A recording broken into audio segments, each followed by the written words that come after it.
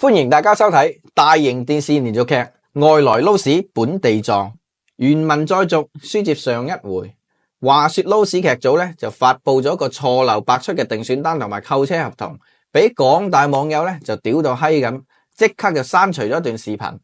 重新咧又發佈咗個定選單，金額係73,800，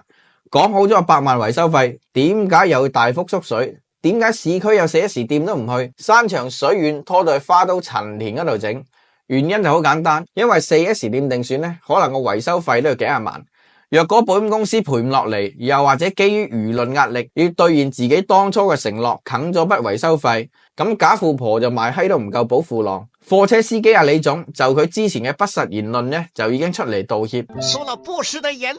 因為當時巨資遠去了我們的賠償，我只能夠低調去說話，請大家能夠理解，在這裡跟大家說過，請大家原諒。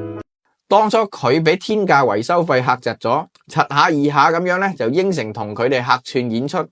作為演藝界新人咧，李總人老實話不多，憑借佢忠厚老實嘅外表同埋出色嘅演技，簡直咧就可以提名奧斯卡最佳男配角。保險公司嘅最終定選價咧係73,800，同佢哋當初嘅100萬維修費咧就相差甚遠。行內人都知道，去得陳田嗰度執二手件嚟整車，個車主大方極都有限，開二手嘅翻新車，由頭到腳裝到各種嘅大牌 A 貨，包裝成一個假富婆。所以咧唔好俾啲短視頻洗腦，以為呢個社會個個都人均法拉利勞斯萊斯，個個都係高富帥白富美。響依家咁惡劣嘅經濟環境下，越有錢只會越孤寒。邊度嚟嘅人美心善大富婆，拋頭露面誇大其詞博出位，響互聯網上邊亂閪咁大節奏，嗰啲唔叫善，嗰啲叫做偽善。偽善比真惡更可怕。呢一張捐款證書上面嘅抬頭咧，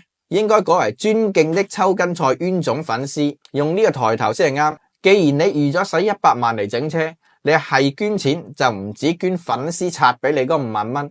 捐錢就最能夠展現你個人實力嘅時候，你應該用實際行動去證明你係一個人美心善嘅富婆。全世界睇住你表演嘅時候，你又變到縮骨揼柒，講就天下無敵，做就有心無力。計我話咧，100萬維修費唔使出險呢種天方夜譚你都吹得出，你又不妨好人做到底，捐夠100萬佢，向全網人證明你嘅實力，咁就冇任何人會質疑你啦。1蚊雞個粉絲都抵到爛啦，2公婆食3年豬腳飯，咩都翻嚟啦。見到撈屎劇組捐錢咧，講實話我就好閪感動。佢將粉絲刷俾佢嘅禮物全部都捐翻晒出嚟，佢呢種無私奉獻嘅大愛精神，其實好值得我哋學習。所以咧，響視頻嘅左下角，我放咗個賣屎塔嘅鏈接。若果我賣屎塔賣超過100萬的話，我會將所有嘅錢捐晒俾慈善機構。當然我知道我一定賣唔到，因為我同佢一樣係劇本。Life is a fucking movie， 人生如戲。今期嘅節目咧就更新到呢一度，欲知後事如何，請聽下回分解。我大佬搞咁耐，你咪唔係俾面先。